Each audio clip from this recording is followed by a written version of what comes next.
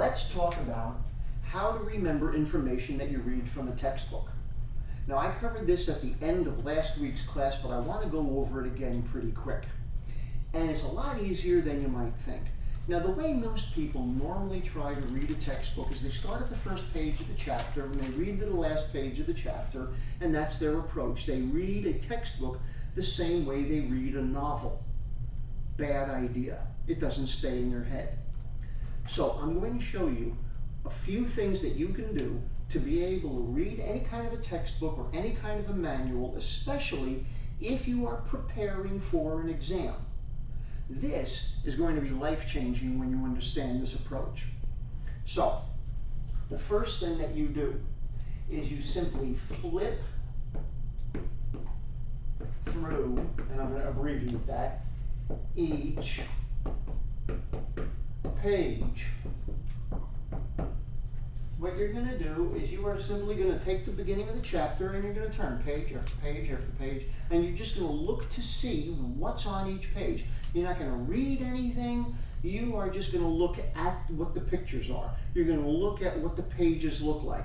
It's going to give you a sense of how long is the chapter? How much is there words compared to images? What are there going to be graphs? Does anything jump out at you?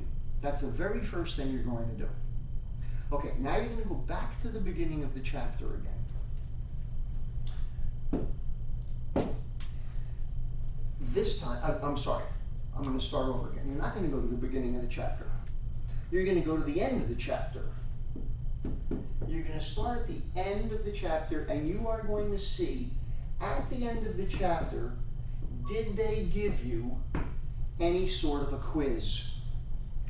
In a lot of textbooks, not all, but in most textbooks, there is going to be some sort of a quiz at the end of each chapter or at the end of each section. So, can anybody tell me why you think it would be a good idea to read the questions in the quiz before you read the chapter? So you know what to look for. Say it again? So you know what to look for. You know what to look for. What you're discovering is, what did the author of this chapter think was so important you were supposed to have gained from the information in the chapter? This is what you're supposed to get out of the chapter. So now when you're reading with a focused attention. Here's what I'm looking for. Now you're going to go back to the beginning of the chapter, and you are going to read the bold print. You're not going to read all the sentences. You're not going to read all the information in the entire chapter. You're just going to go read the bold print. Who can tell me what is the information that's contained in the bold print? Stuff they want you to remember and see. Stuff they want you to see. The stuff that they put in bold print for a reason. This is the titles. These are the subtitles. These are the topic headings. These are how they broke down the information within that chapter. In other words, they're going to break it down for you. So now you're kind of understanding how this stuff fits together. You're going to go through one more time before you read the chapter. And you're going to read the first and last sentence.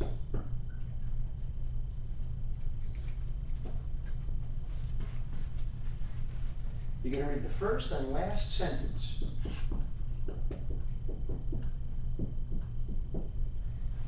In each paragraph. You're going to read the first and last sentence in each paragraph. The first sentence of a paragraph is the introduction. Is a quick overview, if it's well written, and if it's written by a good author. The first sentence of a paragraph gives you an indication as to what the rest of the paragraph is about. And usually the last sentence of the paragraph helps you sum it up. Right now, and I want to stress this, at this point you are not reading this for comprehension. You are reading this for exposure. You're not going to understand this stuff yet. Why? Because you haven't been able to connect the dots. But now you're going to have a map of all the dots.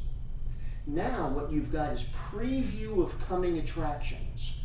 Now your brain is set up for here's what you're going to get. Now you read the chapter and take notes on it. Let me tell you, if you follow this formula, you'll only need to go through the chapter like this once. Now, I know what you're thinking.